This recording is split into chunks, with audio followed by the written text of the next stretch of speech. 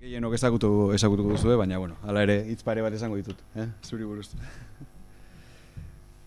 Bueno, Joseba Azkarraga, Etxagibel, bere hitzaldia, ekodistopia prospektiban, EH-kotopia perspektiban. EH-ko soziologia eta gizarte langintza saileko irakaslea da, soziologoa. Urte askotan Mondragon Unibertsitatean aritu ondoren, EH-un dago. Eta bere ikergai nagusiak trantsizio sozioekologikoa eta erresilientzia komunitarioa, ekonomia sozial solidarioa, gaurko subjektibotasuna eta elikadura burujabetza laburtzaren. Hainbat argitalpen ditu baita ere, baina, pixkat gaurko gaiarekin lotuta eta pixkat euskarazko saiakerak direlako, aipatu berandu baino lehen, eta Euskal Herriak bi liburuak, biak Alberdanian argitaratutakoak. Krisi sistemikoaren une honetan kokatuko du bere begia eta bere azterketa. Eskerrik asko. Egun hon, eta berriro eskerrik asko gonbidapenagatik. Suposatzen dut, nekatu xamarre egongo zaretela horren beste denpora jesarrita egoteaz, ia alik eta ez dakit harinen edo egin dezakedan. Ez daukatola, ez dut ekarri gogo eta ez dakit oso filosofikorik edo pixkat akademiatik edo alden duta banabil azkenengo 2 urteotan eszedentzia baten, eta igual horregatik, oso ondo koipestu barik. Hasiko nahiz izanez, pixkat gutxi gora bera guztiok badakiguna, ez da? Naufragio baten bizi gara, ez? Uste dut naufragioaren ideia ona dela deskribatzeko non gauden, ez da? Gizartea antolatzeko modu bat ondoratzen ari da, eta arrazoi oinarrizkoa da 10 aldiak daramatzagulako gutxi gora bera 4 aldi muga biofizikoen gainetik, ez? Gainezkatu ditugu muga ekologikoak aspalditxo, eta edo beste modu batera esan da, talka oso violentua bizi dugu gaur egun biren artean, ez? Alde batetik mugatua den biosfera, ñabardurak behar lituzke honek, baina simple esan da mugatua den biosfera, eta bestetik, etengabe hazten ari den sistema sozioekonomikoa, ez da? Eta gainera berez espansiboa den kapitalismo bat, ez? Honek behar luke ñabardura bat, gainezkatze ekologikoaren tesi honek, eta ñabardura importantea da, ez? Gainezkatze ekologikoan gaude munduko populazioaren 25% gutxi gora bera. Gainontzeko 75%aren kontsumo itxurak unibertsalizatuz gero elegoke arazorik, ez? Aurkikuntza pertsonal bat egin nuen nik duela urtetxo batzuk, ez? Pixkat ekarriko dut relatua personalagora nahi baduzu, ez da? Beti bilin izan naiz garapen ereduaren auziaren atzetik, nolabait usnaka, ez da? Eta beti posizio jakin batetik, ez? Nolabait kritikaren territorio horretan, edo impugnazioaren territorio kritiko horretan, garapen ereduaren gaineko neure irakurketetan, ez da? Baina, duela urte batzuk, Arrasateko kooperatibetan nenbilela, kooperatibekin eta kooperatibentzat ikertzen, suertatu zitzaidan olako bidaia moduko bat egitea, ez da? Eta bidaia hori bukatu nuen 2005ean, ez? Pasatu nintzen ikuspegi kritiko eraikitzaile batetik, garapen ereduari daukionez, ikuspegi tragiko eta eraikitzaile izan nahi lukeen ikuspegi batera, ez da? Batek esango luke apokaliptikora. Ez dakit, behar bada, ez da? Esan bezala, bidaia hori bukatu nuen 2005ean, 2008ean pixkat inpresio horiek idatzen dituen, eta Xabierrek aipatu duen liburuan argitatu ziren 2011an, pixkat berandu Euskal Herriak izenburuarekin, ez da. Basikamente gertatu zitzaidan jabetu nintzela, beste askori bezala, jabetu nintzela kolapsoa ulertuta gizartearen konplexutasun galera azeleratu zamar bezala, kolapsoa dagoeneko etzela arrisku bat, dagoen askoz gutxiago probabilitate urrutiko bat, baizik eta gertakari segurua zela, ez da? Hortaz jabetzen nintzen, are gehiago, kolapsatzen ari ginela, bazeukan bigarren parte baita ere. 2005ean nik amaitu nituen irakurtealdi sorta haundi zamar bat, txostengintza zientifiko asko irentzi nuen, tartean 2005koa da bioaniztasunaren gaineko 1000 urteko ebaluazioa, ez dakizuetako batek ezauten duen, oso txosten importantea izan zen, klimari buruzko irakurketak, energiari buruzko irakurketak eta bartabar, ez? Da, irakurketa guztioik eraman din juten pixkat posizio horretara, ez da? Beraz, kolapsoragoaz eta aregiago kolapsatzen ari gara, ez da? Eta kolapso horren lehen estadio historikoak uste dut bizi digula, ez da? Informazio zientifikorik onenak diozku zuzengoa zela, askoz energia eta material gutxiago etorkizunera, klimaren aldatze ondagarrira eta baliabideen kontrolagatik gatazkalatzetara ikusi behar geopolitikaren plaka tektonikoak nola posizionatzen diren, ezta. Guzti honen atzealdean uste dut daudela bereziki lau koloso, ezta. Kolosoak dira alde batetik ekonomia finantzak binomioa, bigarrena beste binomio bat, energia, baina gainontzeko baliabide batzuk baita ere gure prozesu produktiboetan oso funtsezkoak direna, kobrea dela edo fosforoa dena, ezta? Eta euren agortze progresibo hori. Hirugarrena klima, ez da jerarkizazio bat, deskriptiboa da enumerazio hau, ez?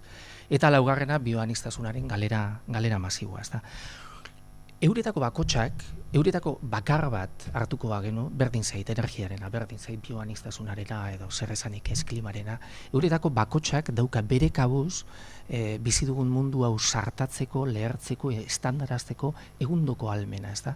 Baina kontua ez da bakarrik hori, kontua da laurak datozkigula operatzera aldi berean, ez da? Eta kontua ez da bakarrik laurak elkarrekin datozela, baizik eta laurak datozela elkar eraginez eta elkar elikatuz. Iruditzen zait, ideia hau oso importantea dela, ez? Orduan, aurkikuntza bera ez da hain, ez du halako meritorik. Azkundaren mugak idatzi zenean, 1972an, dagoeneko Erromako kluberako egindako txosten famatu eta artxi ezagun horrek izaten zuen, ezta. Norabidez aldatu ezik, 21. mendean, puntun baten hor hau hasiko da kolapsatzen, ezta. Niri suertatu zitzaidan 2005 hortan, ja jabetzea, bueno, ja ez da. Hasi da, honek ez dauka bueltarik, ez dago ja trantsizio ekosozial guztiz ordenatu baterako aukera historikorik, besterik da esatea ordenatuago ala desordenatuagoa izan daitekela, baina guztiz ordenatu baterako aukera historikorik dagoeneko ez daukagu, eta beraz gertakari segurua da, eta de hecho kolapsatzen ari gara, ezta. Badinot eta badakart neurri handi baten aitortza personal hau, edo aurkikuntza personal honen aitortza baita ere, ni arrezkero gatibu ere sentitzen naizelako. Hau da, marko interpretatibo hau, software interpretatibo hau nahi baduzu instalatu zitzaidan, eta nahita ere ezingo nuke gainetik kendu, ezta? Adierazi nahi dut honekin baita ere, bueno, pues neure mugak ere hortxe daudela, non gauden eta norutz goazen irakurtzeko zeregin honetan, ez?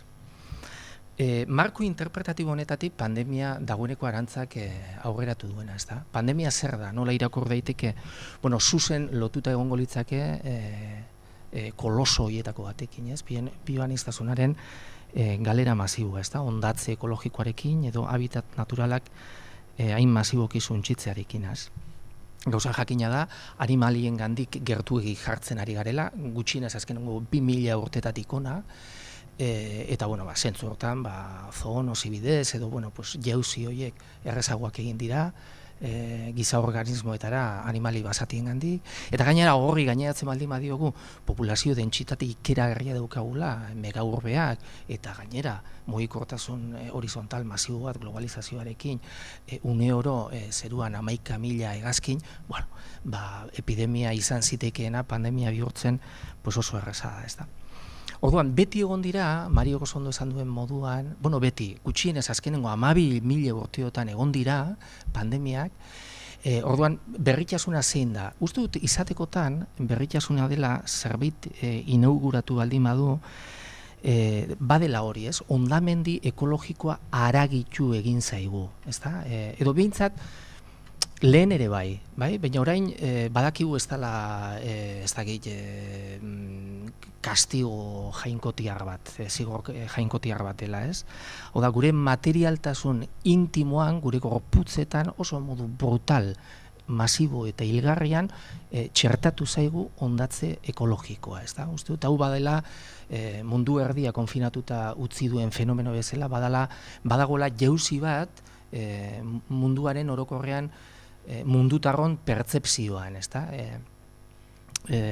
Pertzepzio distopikoan, ezta? Oda uste dut jauzi handi bat gertatu dela norabide horretan. Hau ondoratu daiteke. Titanic hau nolabait esatearen ondoratu daiteke. Uste dut askoz egokiagoa dela esatea hau ondoratzen ari da, baina hauzein kasutan instalatu da gure marko kognituan beste ideia hori, ez? Hau zinez ondoratu daiteke. Segur asko 2008an halako zerbait dagoeneko gertatu zen, ez da? Orduan, hamarkadak eman ditugu, esanez, bizi irakaldatu beharko genituzke, norabide hau ez da jasangarria, hemen strukturalak diren aldaketak egin beharko genituzke, baina esan eta atuan bestaldera begiratu, eta hemen ez da ezer gertatu horrela ibili gara baita ere, hamarkadatan, ez da. Hemen erakunde publikoetatik larrialdi klimatikoa deklaratu dezakezu, baina politika publikoak ezer gutxi aldatuz, eta egitura produktiboan ezer gutxi aldatuz, eta herritarron bizi eretan ezer gutxi aldatuz, hori posible izan da, egin dugu atzora arte, ez da. Pues hementxe dago, ez da. Hementxe daukagu distopia, ekodistopia guztiz erabat haragiturik, ez. Orain, falta da zentzu komuna nolabait disputatzea iruditzen zait, ez? Hau da, bataila, ez da patogenoare baten kontrakoa, bataila da patroi zibilizatorio baten kontrako bataila, ez da? Hau ez da kokatzen horren beste biologiaren territorioan, baizik eta, nola antolatu ekonomia, nola antolatu jendartea, ze kultura, ze politika, beharko genukeen, ez da? Gertatzen dena da, edabideek kolokatu dutela gaia enegarrenez beste territorio batean, ez? Hau da, gure ekonomiarekin zerikusi askorik ez lukeen shot bat bailitzan hau, edo gaitzaren sustraiak baleude bezala giza eraginetik kanpoko prozesu naturaletan, edo inkluso hau balitz bezala, horko herrialde erraldoi hortan Txinan, badauzkaten praktika partikula horiek, ez? Animali basatiak eramaten dituzten markatura eta horrela bazelan, ez? Orduan, gau eta egun beharko gineak momentu honetan bioaniztasunaren garrantzia hitz egiten, hortxe egongo dalako gure biziraupena nonbaiten egotekotan, eta de hecho bioaniztasunaren aberastasuna hain zuzen ere izango dalako guretzako daukagun txertorik onena, baina errealitatea da suntsipena azeleratu egin dela. Apirilean bertan, mundu erdi konfinatuta zegoen hartan, Amazonasen deforestazio tasa esate baterako 63an hasi zen iazko apirilarekin alderatuta, ez da? Honek ematen digu neurria, benetan on gauden, ez? Bale, prospektiba, ez? Uste dut importantea dela baita ere, hau guzti hau pentsatzea, ohitura askorik ez daukagulako, herri honetan gutxiago izango nuke gainera, gauzak pentsatzeko 10, 15, 20 urtera, ez? Hiru ikuspegi manejatu daitezke, ez? Batek esan dezake eta esaten dute batzuk, hau oso larria da. Gelditu egin delako kapitalismoa eta gure prozesu produktiboa gelditu direlako, eta horrek krisi egundokoa ekarriko duelako. Beste batzuk esango dute, hau oso larria ez, oso larria da, egitura produktiboak eta kapitalismoak geratu zaigunez ekonomia real hori, horrek inzidentzia zuzena izango duelako ekonomia ez hain real, fiktizio eta finantzari hortan, eta orduan estanda finantzarioa barriro dator, aurre ikustekoa bazena lehenagotik ere, eta bere onda ekspansiboa izango da askoz larriagoa, ez? Hirugarren posizio bat dago, eta hortxe kokatuko nintzakeni eta beste hainbat, eta da oso larria ez, oso larria ez, baizik eta oso larria, ez da? Ekonomia eta finantza binomio horrekin batera, gainontzeko hiru kolosoak dauzkagulako operatiboki, behar bada azpitik datoz, behar bada isilago datoz, eta ia esain isilik, ez? Bioaniztasunaren galera masiboa, klima eta energiaren beheraldia, ez da? Beraz, batetik prospektiba egiterakoan, badakigu pandemia gehiago izango ditugula, ez?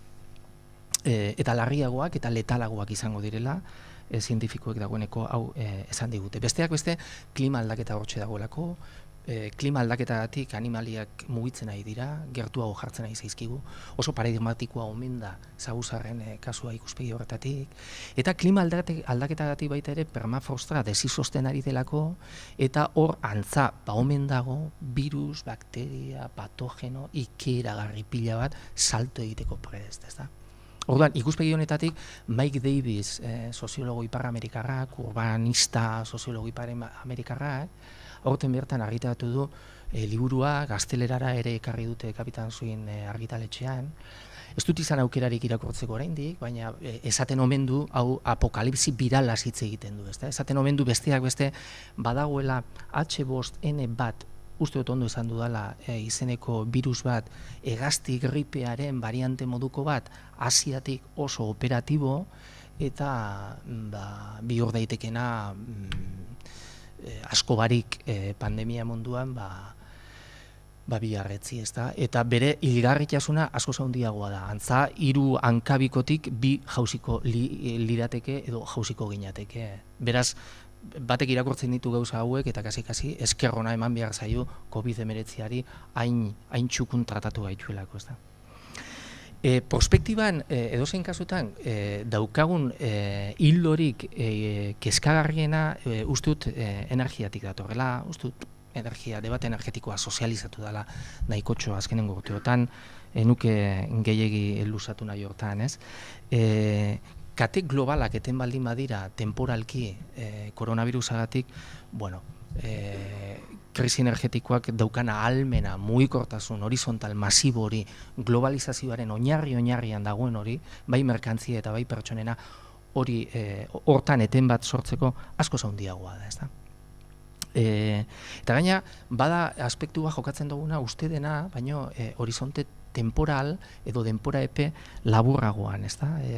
Estimazio batzuk esaten dutena da 2025erako izango dugula erregai fosilei dagokionez 34-36 gutxiago. Ia, 2005ean 2008ko krisia esplikatzeko krisi energetikoari aipamen bat egin behar zaio. Uste dut badakigula hau, ezta? Nahiko ezarrita dago. 2008an estanda finantzieroa gertatu zenean, arazoa etzan izan erregai fosilen eskazia, baizik eta bere hazkunde motela, bai? Oso kontzeptu ezberdina dena, ezta? Orain hitz egiten ari gara, 2025erako, hau da, hemendik 5 urte barru, nazioarteko energiaren agentziaren estimazio batzuen arabera, izan dezakegula 34-36 gutxiago, ez dakit hartzen dio zuen neurria kontuari. Ja ez gutxi hasiko direla petrolioaren likido guztiak, baizik eta jaitsiko direla 36. Zifra brutaloa da, ezta? Baina inkluso estimazio hori gehiagizkoa izan eta ekarriko bagenu bakarrik erdira 16 jarritzen du brutala izaten, ez? Orduan, esan nahi dut honekin, nahiko berehala dator, askoz gertakari disruptiboagoa izango dena gure ekonomiarentzat eta gure munduarentzat, ezta? Desde luego hamarkada honetan, eta inkluso ez hamarkada honen bigarren zatian baizik eta izan leike lehenengo zati hortan, ezta? Orduan, berehala dator, berehala termino historikotan dator, historian bizi izan dugun jeitxira energetikorik handiena, ezta? Arrasateko kooperatibetatik hartan geundela, nik banuen inpresioa betaurreko bifokalak behar zirela ulertzeko zer gertatzen ari zen gure enpresekin, gure kooperatibekin, ezta? Eta bifokalak bereizteko epe laburra eta epe luzea. Epe laburrera logika sistemikoa aplastantea zan, eta da neurri handi baten, nahiz da honek ñabardura asko behar dituen, ez?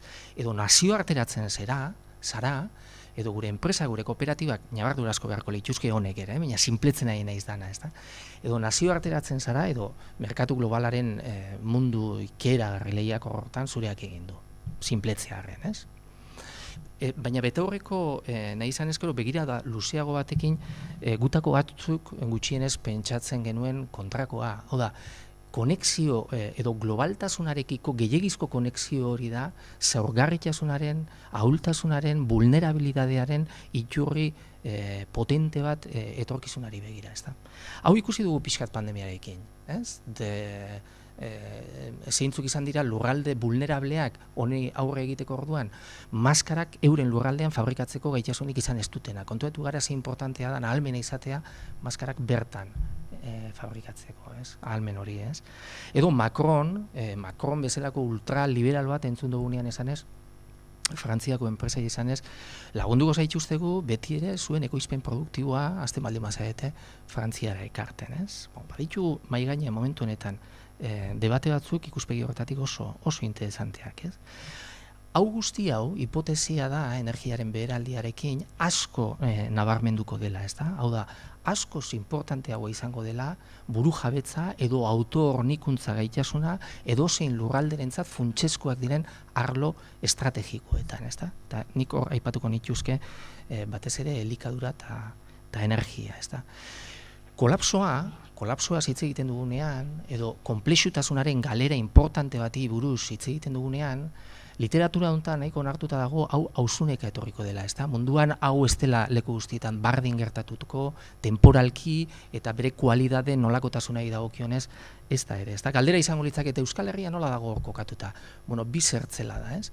Oso autokontzeptu positiboa daukagu, gure ekonomiaz, gure industriaz, gure posibilidades askotan, baina bueno, gurea izan da oso nahiko ondo egokitutako ekonomia modernidadearen balorei dagokienez, hau da barne produktu gordina, ongizatearen indikadoreak, inkluso genero politika batzuk, eta beste indikadore batzuk kontuera hartuta, baina ez gaude bat ere ondo antropozenoaren balorei erreparatu ezkero, ez da? Esan nahi dut horrekin, energia klima binobioa, aztarna ekologikoa, lurraren egoera, bioanistasunari dagokionez, elikadura, 95% dependentzia tasa batekin, dependentzia energetikoak dakizuen ez ikeragarriak dira baita ere. Orduan, gure garapen eredua oinarrian dagoen flujo energetiko eta material hain intenso hori, ikusi beharko da horrekin hori nola kudeatzen dugun etorkizunean, ez da. Pronostikoak zeintzuk izan daitezkeen edo prospektiba baloratzerakoan, uste dut zerra hortzaren irudia baliagarria izan daitekeela, ez? Hau da, kolpe eta evento disruptibo gehiago datoz, izan ekonomia finantzak, izan energia baliabideak, izan klima, izan bioanistasuna, evento disruptibo gogorragoak datoz, letalagoak datoz euren ondorioetan, euretako bakotxak badirudi jendartearen atal funtzio importante bat igatzeko ahalmenarekin etorriko dela, espero dezagun ez desegiteko ahalmenarekin, bai? Horren ostean gerta daiteke olako susperraldi txiki bat, baina ez lehengo mailara heltzeko eta kolpe berriak, bai? Ulertzen da pixkate kolpez kolpe beherantz, susperraldi txikiekin, baina beherako orientazio orokor batekin, ez? Hau da, gutako batzuk, marko interpretatibo honetatik, nola irakurtzen ari garen etorkizuna. Zentzu hortan zer da pandemia? Pandemia izan da gogorra, baina datorrenarekin konparatuta entrenamentu bat, ez? Kasi izango nuke berotze ariketatxo bat, askoz partida luzeago eta konplejuago baten aurrean, ezta? Ausarteko nintzake izatera, inkluso oino hartxo bat ere izan daitekela, askoz testugintza luzeago eta konplejuago horretan, ez? Atera bidez, idea batzuk baita ere, kolapsoa saiestezina, konplexutasunaren galera importante bezala ulertuta beti ere. Kolapsoa saiestezina dela esatea eta are gehiago kolapsatzen ari garela esatea, ez da berez jarrera fatalista bat, bai? Are gutxiago nihilista bat. Nihilista izatekotan igual nihilista aktibo bat edo, ez dakit, oso ondo zer dan. Baina fatalista ez da, desde luego, ez? Eta esplikako noiz, ez? Airean jartzen ari dira gure kondizio material eta kulturalak eta hoien kristalizatzea, hurrengo kristalizatzea hori oso auzi irekia da, bai? Hau da, badaude determinante ekologiko eta biofiziko jakin batzuk, eta horrek ezinezko egingo ditu gauza batzuk. Esate baterako, González Reyesek ondo galdetzen duen moduan, oso litekena da megaurbe horiek posible ez izatea mende honetan bertan, ez? Daukaten konsumo hain intensoagatik guztiarena, ez da? Orduan, hor badaude determinante batzuk, edo baldintza fuerte batzuk esan dezagun, ez? Baina hortik aurrera, ze jendarte eredu gauzatu ahal izango dan muga biofisiko behartuen territorio horretan, oso auzi irekia da. Are gehiago esango nuke, inoizko edo aspaldiko auzirik irekiena da. Jendartekintza, etorkizuneko jendartekintza zer nolako izango den, aspaldiko partez ez da egon hain irekita, ez da? Ausartuko nintzak esatera, piezak asko mugitzen nahi direlako, eta gainera oso pieza importanteak. Zentzu hortan, Daniel Tanuro klimaren aditu belgiarrak esaten duen moduan, hau ez da sasoi historikoa eskorra edo pesimista izateko, ez da. Misio historikoa zein izango litzake? Misio historikoa izango litzake konplexutasunaren galtze ahalik eta ordenatuena egitea, ez da? Simplifikazio sistemiko ordenatu, kolaboratibo, kooperatibo, baketsu eta justo bat egitea, ez? Orduan, aspalditxotik uste dut sasoi historikoak eskatzen digula marko historiko edo marko hobeto esan kognitibo berri batean kokatzea. Amaitu zan hazkundearen normaltasuna, eta aro berriak zer ekarriko duen irekita dago. Ekar dezakeelako barriro dinot, are basatiagoa den kapitalismoa edo alternatiba emanzipatzailea. Hori da testu bat oraindik idatzi gabe dagoena, ezta? Baina edozein kasutan, gutako batzuk, badarmatzagu urte batzuk esanez, hemen dilema ez dela askotan planteatu den moduan Hayek edo Keynes. Dilema ez da politika neoliberalak, austerizidioa edo politika ekonomiko espansibo keynestarrak, ia bietako nork gideatuko duen hazkundea, ez da? Dilema benetakoa, segura asko izango da, posazkunde ordenatu, zenbaterainoko ordenatu eta zenbaterainoko desordenatu, ez da? Uste dut ideia hau importantea dela. Desazkundeaz askotan hitz egin izan dugulako desideratiboa dan ikuspegi batetik, ez? Desazi beharko genuke, eske bestela azelako mundia utzi behar diogun guk seme alabei, askoz importanteagoa denean ze seme alaba utzi behar diogun guk munduari, baina zein kasutan, desazi beharko genuke, eske oso, ez gara bat petxintxoak izaten ari, ez da? Desazkundua ez da horren beste planteamentu desideratibo bat, baizik eta preskriptiboa, badator, ez da aukera gai dagoen hipotesi historiko bat, ez? Orduan, zentzu hortan, aurreko mendeko profetikoena behar bada Walter Benjamin bere izan zen 1940 urtean esan zuenean. Marxismoaren baitatik, Marxi esan zionean, hilda zegoen Marxi esan zionean, haizu, hemen behar bada iraultza ez da horren beste garapenaren, modernizazioaren eta progresoaren tren hortara igotzea, baizik eta tren horren eskufrenotik tira egitea, ez da? Usteot horrekin badaukala etorkizuneko egitasmoak zerikusi zuzen, ez da. Zentzu hortan, etorkizunari begirako alternatiba emanzipatzailea eta narratiba emanzipatzailea izugarri aldatu zaigu. Honek ez dauka parekorik historian, hau da, sekula ez dugu behar izan emantzipazioa planteatzerik gutxiagora joanez. Ulertzen da hau, ez da, dinot. Obera joatea beti izan da gehiagora joatea. Orain, tokatzen da bestelako testugintza bat idaztea, zela maite esatearen, ez? Emantzipazioaren kategoria zentrala dagoeneko ezin da gehiago izan, aztarna ekologikoa zeru goialdeetatik daukaguneon, Euskal Herritarrok besteak beste hainbatekin batera, eta gaina ezin ez delako posible, ezingo delako gauzagarria izan proiektu hori, ez da? Orduan, klaro, horregatik dagoeneko emantzipazioa ezin da planteatu ideal utopiko prometeiko gisa, ez da? Humila da. Alabeharrez, etorkizuneko alternatiba emantzipatzaile hori alabeharrez humila da. Richmanek esango leuke, Jorge Richmanek esango leuke, kontua datzala alik eta onduen kolapsatzean, ez? Edo kolapsoa ez bihurtzean basakeri, ez? Ematen du honek, bati etorten zaio gogora Churchillen hitz famatu haiek, ez? Britainiarrak nazien kontrako gudan, bataila bat bestearen atzetik galtzen ari zirenean, atera da Churchill eta esan die, aizuek ez daukate zer eskaintzeko, espada, nola zan, odola, malkoak eta izerdia usteot bota zituela, ez da? Kontua da, nola esaten zaio hau jenteari? ez? Atal potente bada, da niri gehien interesatzen zaidan gauzetako bat, ez da? Claro, enpresak izten hasiko dira, biharretzi, hemen badatorrelako espiral suntsitzaile importante bat,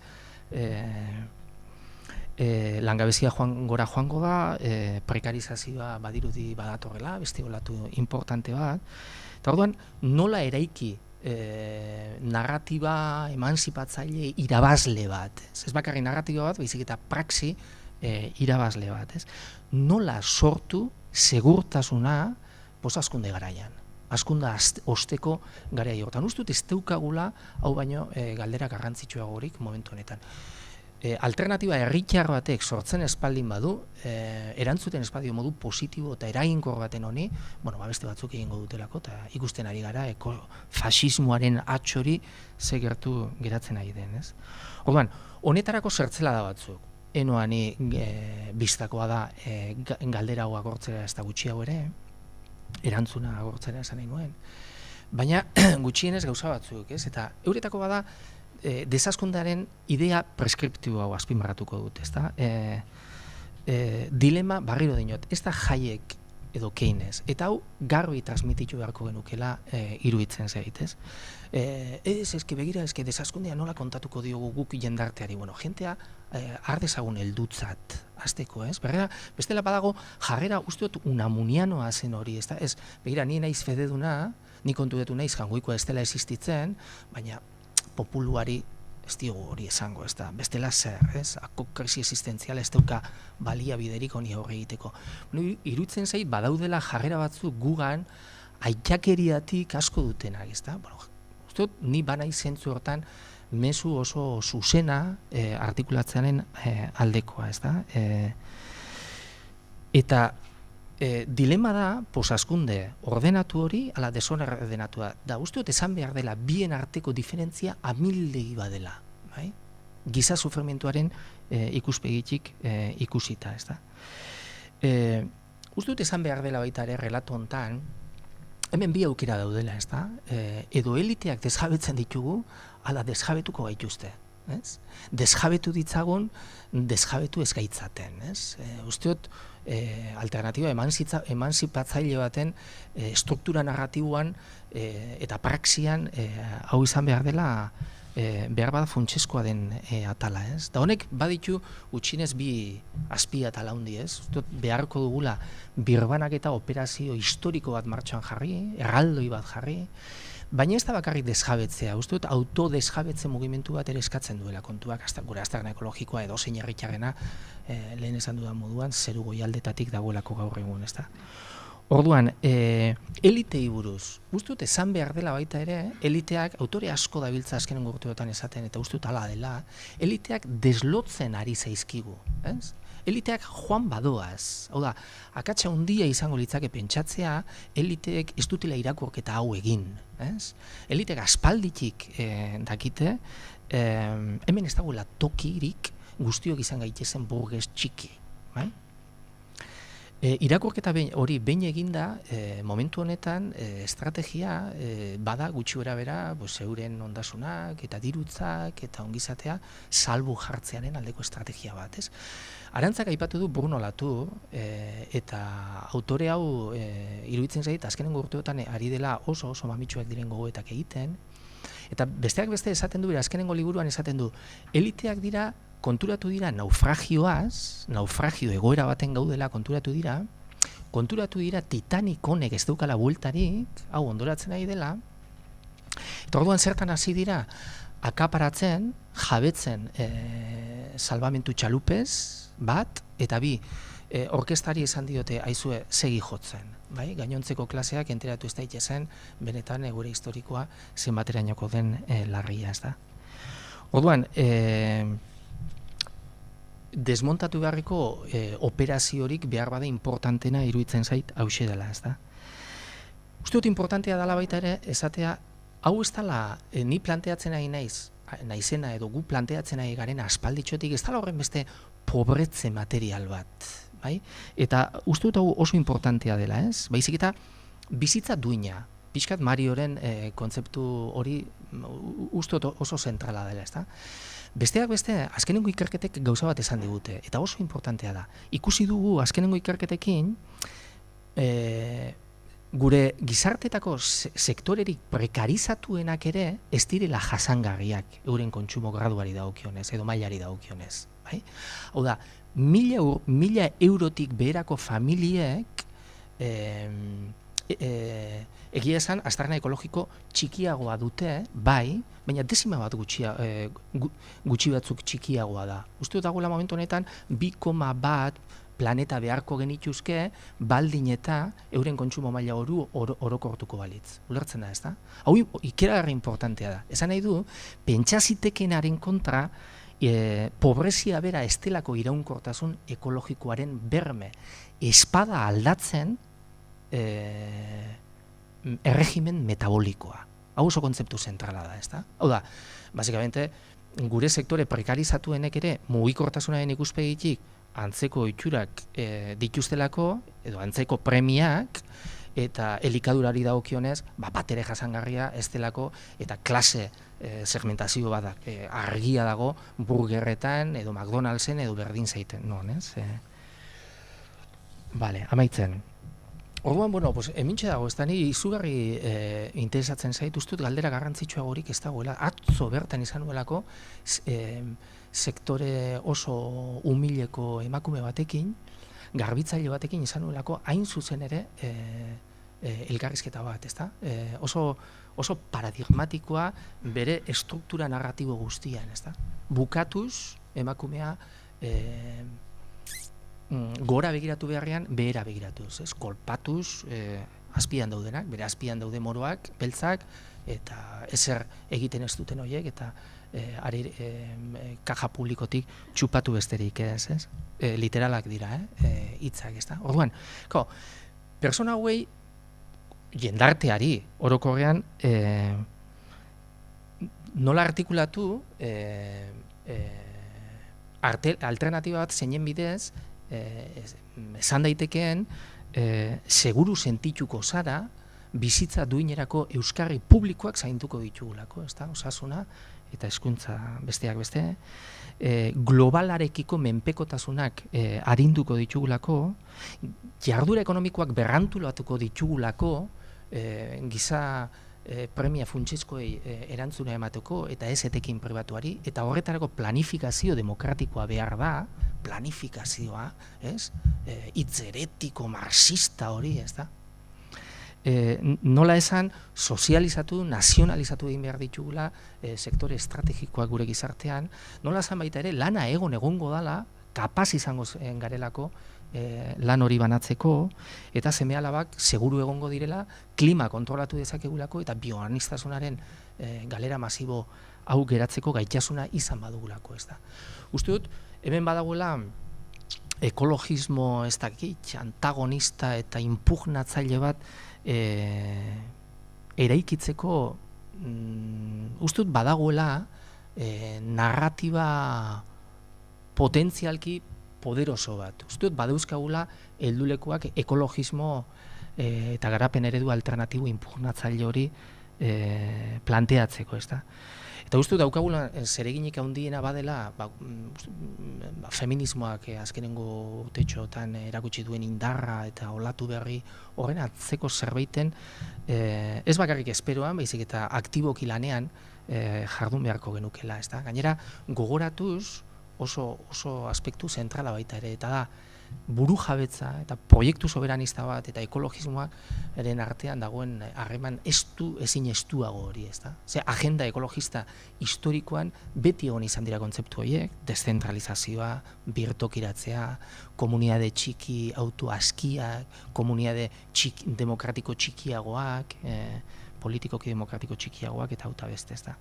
Eta zentzu hortan uste dut hemen badaukagula baita ere, soberanismoak bertan berak herri honetan badaukala aukera bat eraikitzeko proiektu bat, ez bakarrik ekologismoaren eskutik esan nahi dut, ez bakarrik abertzaleentzat, baizik eta ekosidioan eta basakarian erori nahi ez duen edozeinentzat, ez. Hementxe utziko dut.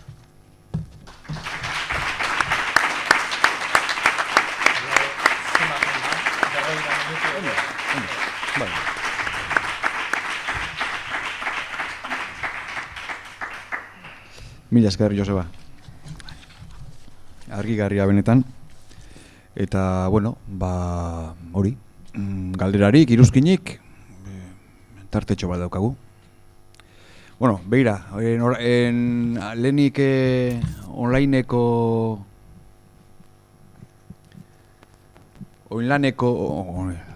onlineko lagunek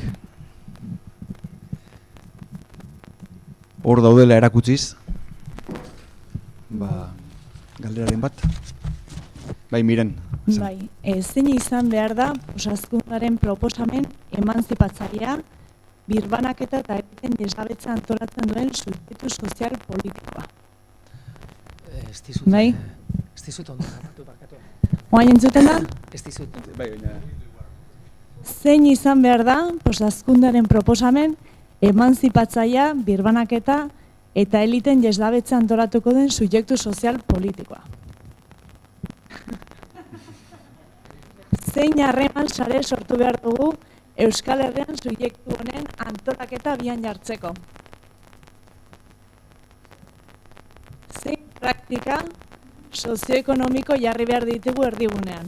Subjektua modu burujabe eta autonomoan sortu dadin.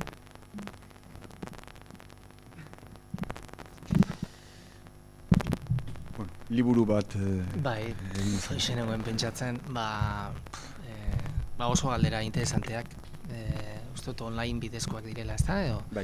Oso, ez da ginokak izan, ez dago jakiterik, baina oso interesanteak, galderak, oso importanteak, subjektuari buruzko galderak direlako oroar, eta, bueno, beharko genuke, egun oso bat, ez dakit erantzun ale batzuk proiektatzen hasteko kasi izango nuke, ez da? Ez dakit, zerbait esatearren, hemen badago debate bat oso interesantea, ez? Hemen, bueno, bi gauza esango ditut arinaren, eta hortxe, bat, ez da horren beste ez dakigula zer egin, eta uste dut hau idea importante bat, izan zitekelako horregotea, ez dakigu zer egin, ez daukagu alternatibari, formulazio ideia mailan, ez? Ez da hori egoera, ondotxo dakigu zer egin behar den hemendik ateratzeko, behar dena da boterea metatu hori posible egiteko. Oso biztakoa da, badaki, baina hauxe da benetan nola akumulatzen da boterea, ez da, nola botere reala, botere batetik hori eta bestetik hemen badago debate bat, kontu honi dagokionez, eta da, bueno, tani nahiko lerratuta nago horrekin, ez? Hemen beharko ditugula etorkizunari begira estrategia dualak edo deitu izan direnak, ez? Estrategia bitarikoak edo ez dakit nola itzuliko litzakeen oso ondo, ez? Eta da, bueno, alternatibat beharko duela gutxi gora bera eta harin esan da hanka bat autoeraketa prozesu eraginkorretan eta beste hanka bat, bueno, politika edo euskarri politiko instituzionalen disputa hortan, ez da? Uste dut gure herria behar bada momentu honetan nahiko lerratuta dagoela bigarren eruntz, eta autoreaketari dagokionez nik neuk aspalditxotik badukat inpresioa errentetatik ezote garen bizi, ez, neurri handi batean, ez, hor gure aurreko belaunaldiek martxan jarri zituztelako oso esperientzia interesanteak, autoreaketaren logikatik, dela ikastola mugimentua, dela arrasateko kooperatibak, euskalgintzai loturiko guztia, eta abar, baina momentu honetan hortxe plizti-plasta anomalia deituriko hoiekiko arrotasunean barik, uste dut garaia dugula salto jauzi kualitatibo eta kuantitatibo oso potenteak emateko ganoraz erantzuna izan ezkero bintzat datozen erronkei, ez? Utzi barik beste hanka. Bi erantzunale emango ditut eta hortxe utziko dut oso komplejoa da. Badu beste galdera bat? Bueno, azteko mila esker itzaldi hain mamitsu eta irekiagatik intzerren. Hausnarketa bat eta galdera txiki bat, ez? Batetik hazkundearen inguruan burka zetorkidan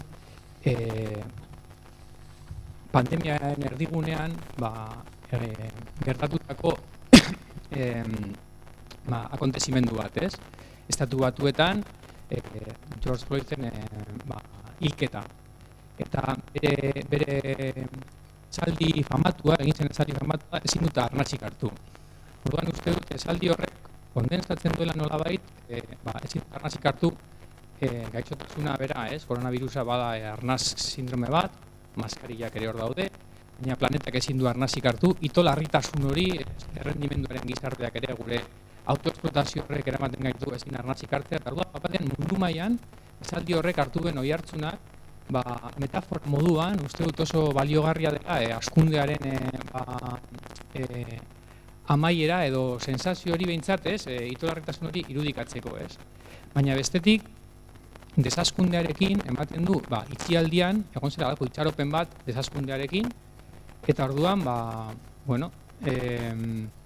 kuriosoa ikustea zelan, ekonomia baten menpe bizi garen, ze 2 hilabetetan beharrezkoa dena bakarrik kontsumituz gero, badirudi bertan bera gelditzen dela, ekonomia jausten dela. Orduan, kuriosoa da, osasun txarragoa daukala ekonomia neoliberalak gizakia bera baino, Baina, hala ere, ematen du hori, musikak jotzen jarrai dezala, edo aipatu duzun horrekin, Titanicaren irudiarekin, zapere haude edo jakiteko gogoa baino dagoela ezjakintasunarekiko pasio bat, eta begia horrean daukaguna, ez dugula nolabait ikusi nahi. Orduan, galdetuko nizuke, desazkundean martxan jartzeko, lehenengo pausu praktikoa zein izan ziteken, horri heltzeko, mila esker.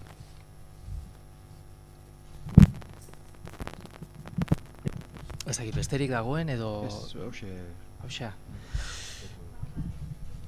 Bai, igual kasi, edo? Nik dinot, beste jente bati aukera ematearen baita ere gogoetak egiteko, edo... Joango nahiz apuntatzen.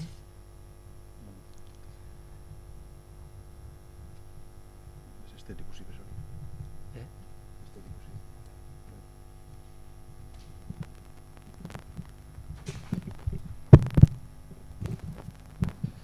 Bai, ezkarrik asko Joseba, interesgarria betiko lez.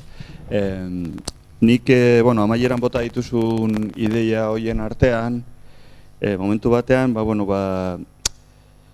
ez dakit, kontrasa moduko bat edo saia den kontu bat nabarmendu nahi nizun, garatzeko apurua gehiago, momentu batean aipatuzu dilema dela modu ordenatuan edo desordenatuan, baina jarraian ere, eliteak desjabetzeko operazio erraldoi bat beharko zela, ez?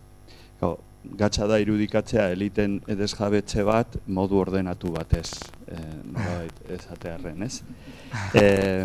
Baina orain eman duzun beste erantzun batean, nik hor pendiente nuen zerbait ere aipatu duzu, apur bat lasaigarriagoa dena, oaintza aipatu duena baino, dela baita ere, komunitate txiki autoaskeak, autornikuntza eta nolabaiteko buru jabetza produktiboan eta bestelakoetan urratsak ematea eta horren eraikuntzan, ez? Azken finean herri mugimenduak eta askapen prozesuak beti mugitu dira dialektika horretan, ez? Boterea borrokatzea, baina baita ere alternatibaren eraikuntzan jardun, ez? Eta zentzu horretan behar bada,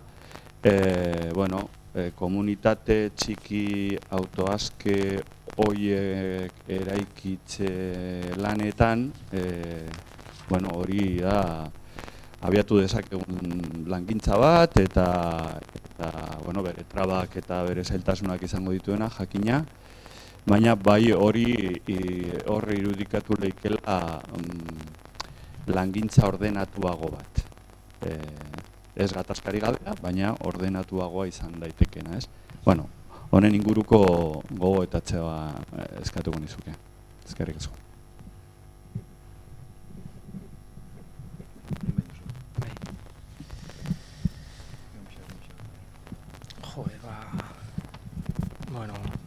Lanak pilatzen ari zaizkigu, Bai, egia da hauxe badagoela. Labor, saiatuko naiz gauza... Bai, beste bat. Bale.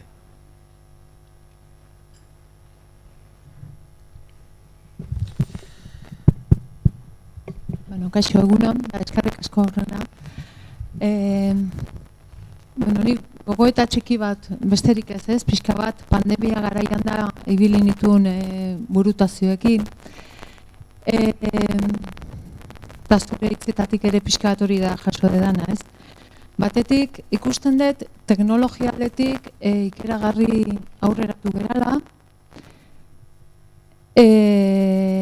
baina harremantze gaiean ez dakigula elkarrekin harremantzen, ez naturarekin, ez gure artean, ez inguru hurbilean, boteretik espada. Alegia, asko aurreratu gea teknologia aldetik, baina oinarrizko harremanetan zero, ez dakigu. Ez dakigu bi diferentzitatik hirugarren gauza desberdin bat ateratzen. Ez dakigu bat A bada, bestea B bada, batek A izaten jarraituko du, besteak B izaten jarraituko du, baina ez dakigu boteretik ez bada, pixka bat beste zerbait egiten, ez? Eta naturarekin daukagun nik horrelak sentitzen dut, agian ere hitzak ez dira egokiena, baina gehiago sentipenetik ari naiz. Naturarekin ere boteretik hitz egiten dugu, ez? Guk ere hemen nagusiak, guk nahi dugun egiten dugu hemen, eta gero pixka bat hortik ikusten dut gauza eratortzen dira, ez? Ordu, nire zeratik, reflexio hortatik, bai ikusten dut asko teknologikoki ikeragarri aurreratu gea, baina ez dakigu harrematzen. Ez inguruarekin, ez politikatik, ez gai askotan ez dakigu. Orduan, iruditzen zait hori eramaten dugula asko naturara baita ere eta ingurura.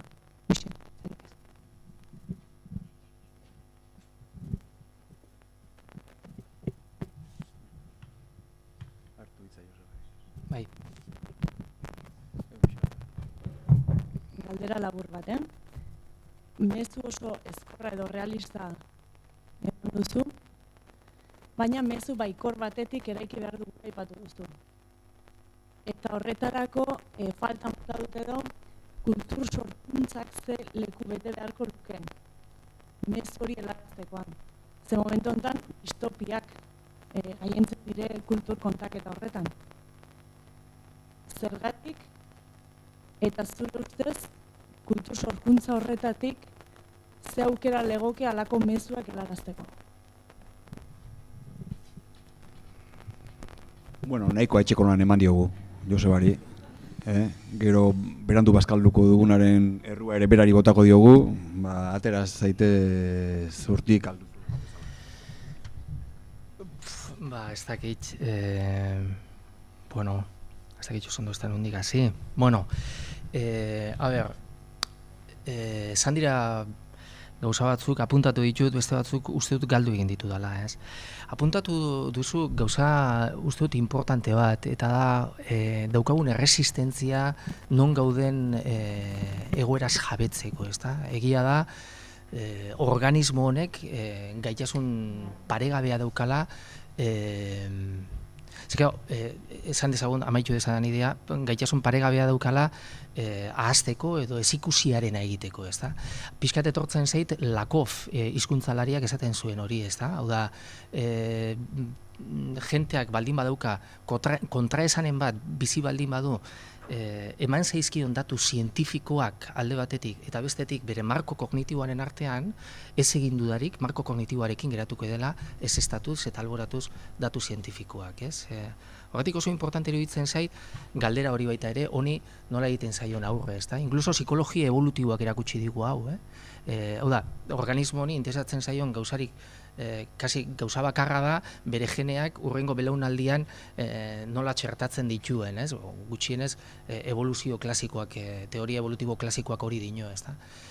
Orduan, horretarako ilusioak eta fikzioak errentagarriak baldin badira, bueno, pues en fin, oso ongi etorriak izan dira beti, ez? Guramak beti izan du, ilusioetatik beti bizileik, ez da? Beste modu batera esan da, eta psikologia evolutibora ere joan barik, ez? Orduan hor badago erresistentzia bat, egundoko erresistentzia bat, ez? Nik neuk personalki bizi izan dudan baita ere, ezta? Ze txostengintza zientifikoa oso gogorra da. Esan nahi dut, datuak eta datuen biluzia oso gogorra da. Eta datuen bilakare historikoa aztertzea bioanistasunari dagokionez, klimari dagokionez, energiari dagokionez, aipatzen ari garen guzti honi dagokionez, mobilizatzen zaizkizulako baita euskarri emozional soliduenak ere hankasora jarri dakizkizulako, ezta? Orduan, zentzu hortan, erresistentzia horiek nire bizilagun batek esaten zidan, ez? Ulergarriak dira, erabat. Jendeak ez du nahi notizia txarrik, ez? Eta inkluso bizilagun honek esaten zidan, eta gaina sanoa da, ez? Hobe notizia txar hoien igurtzi barik bizitzea, ez da? Bueno, ez dakit, zentzu hortan, nik autoeraketari garrantzi handia ematen diot, usteot neure baitan honek betetzen duela leku oso importantea, igual kooperatibista familia batetik natorrelako eta norberak izan duen ibilbide biografiko propioagatik, baina hala ere beti ikusi izan ditut estrategia prefiguratibo hauek, beti bizi izan ditut arnazgune bezala, ezta? Resilientziarako pixkat palanka bezala, ezta? Hau da, hauek ez gaituzte kolapsotik aterako, uste dut hori biztakoa dela, ezta? Baina datorrela harrapagaitzala saretuta eta harrapagaitzala ondo antolatuta, ez? Eta uste dut, estrategia hau ondo garatu ezkero, ondo materializatu ezkero, diferentziak handiak izan daitezkela, lehen esan bezala, giza sufrimentuari dagokionez, ez? Baina egia da estrategia prefiguratiboek, termitaren estrategia edo politika nokturno honek, hau da, batzutan radarraren azpitik ere gauzatzen ari diren zenbait esperientzia, asko eta asko ekonomia sozial eta solidarioari oso lotuak, eta beste, ekonomia feminista, ekonomia sozial solidarioa eta ekonomia ekologikoaren bueltan ari direnak,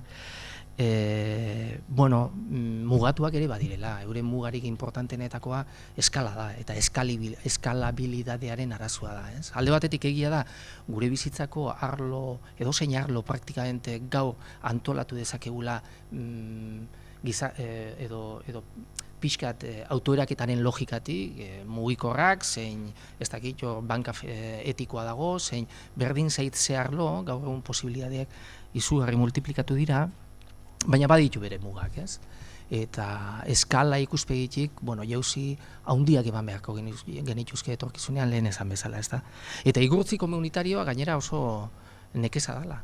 Hau da, herri mugimenduetan eta gauzak sortzen eta eraikitzen ibili zareten guztio dakizuen nik ezer esan barik, nekeza dela. Batzutan zuk irakurtzen dituzu municipalismo libertarioaren gaineko liburu ikeragarri politiak eta ikeragarri konbintzenteak teorian, eta gero galdetzen duzu, idazle hau sekula santan egon otezan bere atariko bilera baten, ez da? Non normalean bizilagun orok ateratzen duen bere berziorik txarrena zientifikoki aztertu beharko litzakeen fenomeno bat sortuz. Orduan, zailtasunak handiak dira, mugak ere bai, eta gainera zailtasuna handienetako bada oraindik ez gaudela hutsegindako estatuen aurrean. Hutsegindako estatuen mapa oso interesante bat kaleratzen da urtero, da mapa hau jarraitu beharrekoa da, ezta? Estatua ere bada aparatu bat, oinarritu dana eta historikoki evoluzionatu duena, energia flujo eta material flujo abundantzia horri esker eta orduan zer gertatuko den estatuekin ere, eta estatu nazioekin gaur egun ezagutzen ditugun moduan, eta bestelako supraestruktura batzuekin, ikusgai dago eta oso gai interesantea da, ezta? Baina momentuz ez gaude hutsegindako estatuen aurrean, baizik eta hutsegiten ari diren estatuen aurrean, egotekotan gehien bat, ezta? Eta hau nabarmentzen joango dela iruditzen zait, ez? Eta autoeraketaren kultura eta praxi eraginkor baterako iruditzen zait badagoela beste aspektu kulturalago bat baita ere, ezta? Zuk galdetu ikastola mugimenduko edozeini, galdetu kooperatibista zaharrei, galdetu euskalgintza mugimenduko edozeini eta esango dizu, batez ere, bazala bizi esperientzia bat eta bizi plantamentuetan, ez eskubideetan, baizik eta bete beharretan oinarritzen zana, ez? Da oso importantea da, eta neurri handi baten galduta daukagu, hemen badago eskubideen lenguaia bat, progresismo kultural eskartiarrak neurri handi baten ekarri duena baita ere, oso pijotuta gaude, zentzu hortan utzi da zuela esaten, baina ez dakiz ze puntutan, gure historia txiki honetan, bihurtu zen askoz eskerrekoagoa, eskubideen aldarrikapena eta ez bete beharretan ainguratutako praxi eta kultura bat, ez? Eta hau egundoko oztopo da, ez? Autoraketa praktika eraginkor baterako, ez da? Bueno, badaude gauza gehiago, baina igual hemen utziko dut. Bai, ez dizut esplikatuko kolapsoa zer den.